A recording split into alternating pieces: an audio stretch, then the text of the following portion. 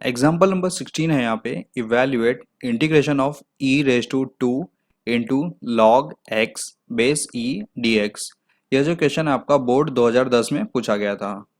तो आइए इसको सॉल्व करते हैं। तो सबसे पहले जो हम लोग यहाँ पे जो दिया गया है उसको हम लोग लिखेंगे let I is equal to integration of E raise to 2 into log x base E और ये आपका डी एक्स आ गया। तो यहाँ पे आप देखेंगे तो ये एक ही टर्म है और e के रेस्टो में आपका वैल्यू दिया गया है। तो यहाँ पे लॉगरिथम का एक फॉर्मूला आपने जो पढ़ा था वही आपका यूज होगा और वो फॉर्मूला है आपका a raise to log x base a। जब आपका यह जो बेस है और लॉग का बेस यह दोनों सेम होता है तो इसका जो वैल्यू मिलेगा आपको वो है x। तो इस वजह से यहाँ पे यह जो टर्म है आपका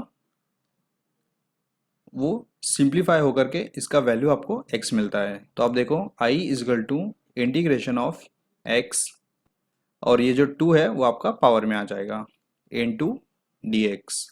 अब ये सिंप्लीफाइड फॉर्म आ गया है। अब आप इसको इंटीग्रेट करोगे तो ये हो जाएगा आपका x रेज टू 3 क्योंकि 2 प्लस 1 हो जाता है डिवाइड बाय 3 प्लस c और यहाँ पे ये क्वेश्चन सॉल्व होता है और आपका ये आंसर आपको मिलता है। तो यहाँ पे आपको ऐसे क्वेश्चंस में जो क्वेश्चन दिया गया है उसको आपको समझना होगा कि क्या दिया गया है और कैसे हम लोग उसको सिंप्लीफाई फॉर्म लेके आ सकते हैं, फिर उसके बाद हम उसको कैसे इंटीग्रेट कर सकते हैं। तो ये 2-3 स्टेप्स हैं जो कि आप जब क्वेश्चन लिखते हो गिवन तो आपको लिखते टाइम ही आपको क्लिक होना चाहिए कि कैसे आप उसको सॉल्व कर सकते हो। एग्जाम्पल नंबर 17 है evaluate integration of D x upon 9x² minus x²। तो जब आप यहाँ पे यह क्वेश्चन को देखेंगे तो यह आपका मिसलेनियस इंटीग्रल जैसा दिख रहा है। तो यहाँ पे अगर आप टर्म देखोगे तो डिनोमिनेटर में यहाँ पे टर्म्स दिया गया है और यहाँ पे कोई भी अंडर रूट नहीं है। तो यहाँ पे अगर देखो तो ये तीनों में अंडर रूट नहीं है और यहाँ पे 9x² माइनस 16 है। तो इस वजह से आपका यह जो फॉर्मूला नंबर 5 है वो यहाँ पे एप्लीकेबल होता है। आइए इसको सॉल्व करते हैं। तो सबसे पहले जो स्टेप दिया गया है उसको हम लोग लिखेंगे let I equal to integration of D X 9x² minus 16। तो अब यहाँ पे देखो कि x² आपको चाहिए यहाँ पे और यहाँ पे जो है वो 9x² है। तो इस वजह से हम यहाँ पे जो डिनोमिनेटर है उसमें मल्टीप्लाई और डिवाइड दोनों को हम करेंगे जिससे कि आपको x² मिल जाए। तो ये आपका हो जाएगा integration of D x upon 9x² minus 16। अब यहाँ पे हम 9 से मल्टीप्लाई किया और 9 से डिवाइड भी किया है। तो अब देखो ये जो 9 है यहाँ पे इसकी ज़रूरत नहीं है, आपको सिर्फ ये जो डिनोमिनेटर का 9 है वो कैंसिल करने के लिए चाहिए। तो ये आपका बाहर आ जाएगा 1/9 में dx। अब यहाँ पे 9x² माइनस 16 डिवाइड बाय 9 आ गया। अब आप इसको स्प्लिट करो तो ये आपका हो जाएगा 1/9 integration of D x upon 9x² divide by 9 minus 16 divide by 9। तो यहाँ पे आप देखेंगे तो ये आपका कैंसिल हो जाएगा और आपको क्या मिलता है 1/9 integration of D x upon x² minus, अब यहाँ पे देखो a² चाहिए तो मैं इसको यहाँ पे स्क्वायर फॉर्म में लिखूंगा। तो 4 का स्क्वायर 16 होता है और यहाँ पे 3 का स्क्वायर 9। तो ये आपका स्क्वायर आ गया। तो अभी आप देखेंगे ये जो डिजायर्ड फॉर्म चाहिए आपको वो यहाँ पे मिल गया है। तो डायरेक्टली आप यहाँ पे जो RHS है वो आप यहाँ पे पुट कर सकते हो। तो ये हो जाएगा 1/9 फिर 1/2a। तो 2 तो यहाँ पे आ गया। अब a की जगह पे देखो 4/3 है तो ये आपका 4/3 into log x minus a यानी कि 4/3 डिवाइड बाय x प्लस 4/3 बार, यहाँ पे ब्रैकेट क्लोज और आपको ये कांस्टेंट आ गया। तो यहाँ पे आपका इंटीग्रेशन था वो आपने कर लिया है। अब आप इसको सिंप्लीफाई करोगे तो ये हो जाएगा 1/9। अब ये जो 3 डिनोमिनेटर के डिनोमिनेटर में है तो ये ऊपर चले आएगा 2 4 8 इंटू लॉग और अब आप देखो इसको क्रॉस मल्टीप्लाई करते हो तो ये हो जाएगा आपका 3x - 4 डिवाइड बाय, अब यहाँ पे भी 3x + 4। अब यहाँ पे देखो ये जो न्यूमरेटर का फ्रैक्शन था 3 और यहाँ पे भी 3 है, तो ये दोनों कैंसिल हो गए हैं, तो वो मैंने यहाँ पे लिखा नहीं है। डायरेक्टली मैंने 3x - 4 और 3x + 4 लिखा है। तो ये आपको ध्यान देना है। प्लस C, और देखो यहाँ पे 3 × 1 = 3, 3 × 3 = 9 और 8 × 3 = 24। तो ये आपको मिलेगा 1/24 into log bar 3x - 4 divide by 3x + 4 आपको मिलता है। और यहाँ पे ये आपका डिज़ायर्ड आंसर है इस क्वेश्चन का। तो यहाँ पे कुछ भी नया नहीं है, इस तरह के न्यूमेरिकल्स ऑलरेडी हम लोग ने सॉल्व किए हैं। तो जस्ट आपको यहाँ पे जो फॉर्म दिया गया है उसको आपको एक को रिलेशन करना है मिसलेनियस इंटीग्रल से, दैट्स इट। आपने वो कर लिया, बाकी आपको नॉर्मल मेथड से क्वेश्चन को सॉल्व करना है। एग्जाम्पल नंबर 18 है, evaluate integration of dx upon √3x² + 2। तो यहाँ पे ये जो टर्म दिया गया है इसे आप कंपेयर करेंगे मिसलेनियस इंटीग्रल से। तो यहाँ पे देखो डिनोमिनेटर में आपका स्क्वायर रूट है, तो ये जो स्टार्टिंग के तीनों टर्म्स हैं इसमें भी आपका स्क्वायर रूट है। 3x² + 2, यहाँ पे x² + a²। तो इसका मतलब है कि यह फॉर्मूला हम लोग यहाँ पे यूज़ करेंगे इसको सिंप्लीफाई करने के लिए। तो हमारा आइडेंटिफिकेशन था मिसलेनियस इंटीग्रल का, वो हो गया है। अब हम इसको सॉल्व करते हैं। तो सबसे पहला स्टेप लिखेंगे, let I = integration of dx upon 3x² + 2। तो अभी आप देखो यहाँ पे सिर्फ x² चाहिए आपको और यहाँ पे 3x² है। तो अब आप यहाँ पे डिवाइड और मल्टीप्लाई बाय 3 करोगे, तो ये आपका हो जाएगा इंटीग्रेशन ऑफ dx अपॉन, ये स्क्वायर रूट में आपको 3x² + 2 और यहाँ पे मल्टीप्लाइड बाय 3 और डिवाइड बाय 3 आ गया। तो यहाँ पे जो मल्टीप्लिकेशन है ये 3, इसका कोई भी रोल नहीं है यहाँ पे, तो इसको मैं बाहर लेके जाता हूँ। तो ये आपका हो जाएगा इंटीग्रेशन ऑफ dx अपॉन, अब इसको मैं डायरेक्टली एक अलग अंडर स्क्वायर में लिखूंगा क्योंकि मुझे यहाँ पे सिर्फ इतना ही टर्म चाहिए इस वजह से। तो ये आपका हो जाएगा 3x² + 2 डिवाइड बाय 3। तो अब देखो यहाँ पे इसको सिंप्लीफाई करते हैं अलग अलग करके, dx और ये आपका √3 और यहाँ पे 3x² डिवाइड बाय 3 प्लस 2/3 आ गया और यहाँ पर ये 3 कैंसिल होते हैं और ये 3 को मैं बाहर ले लेता हूँ। √3 integration of dx upon x² + 2/3 और ये इसका स्क्वायर रूट और ये स्क्वायर में लिखूंगा। सिंस कि इसका कोई भी स्क्वायर रूट नहीं निकाल सकते हो, तो अब मुझे स्क्वायर फॉर्म में लिखने के लिए यहाँ पे अंडर रूट ही लिखना पड़ेगा, ये आपको पता है ये स्टेप। तो अब देखो ये जो डिजायर्ड फॉर्म चाहिए था वो हमें यहाँ पे मिल गया है।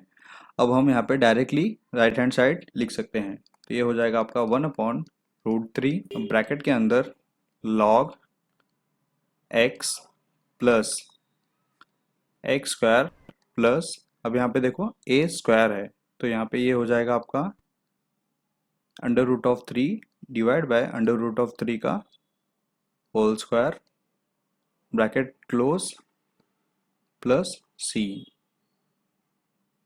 तो यहाँ पे आपका ये सिंप्लीफाई हो जाता है। अब यहाँ पे आपको ये जो टर्म है उसको आपको थोड़ा सा सिंप्लीफाई करना पड़ेगा। तो ये हो जाएगा आपका 1/√3 ब्रैकेट में log x प्लस, अब यहाँ पे देखो x² प्लस, अब इसका स्क्वायर निकालोगे तो ये आपको 2/3 मिलेगा ब्रैकेट क्लोज प्लस c। तो यहाँ पर यह 2/3 है फ्रैक्शन में और यह इंटीजर है, तो इसे हमें फर्दर सिंप्लीफाई करने की भी ज़रूरत है।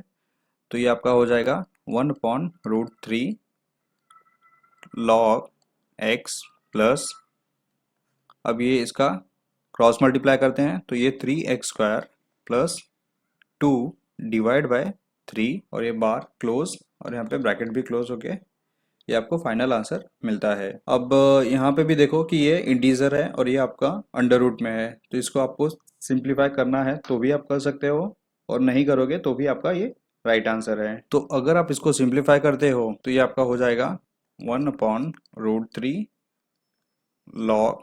अब यहाँ पे देखो कि ये जो 3 है आपका अंडर रूट में है, तो जब आप इससे मल्टीप्लाई करोगे तो ये आपका क्या हो जाएगा, √3x plus under root of 3x² plus 2 divide by √3 bracket close plus c। Text book में अगर आप देखेंगे तो ये जो टर्म है वो नहीं दिया है, तो टेक्स्ट बुक में यहाँ पे टाइपो एरर है जो कि आपको रेक्टिफाई करना होगा, क्योंकि आप यहाँ पे क्रॉस मल्टीप्लाई कर रहे हो।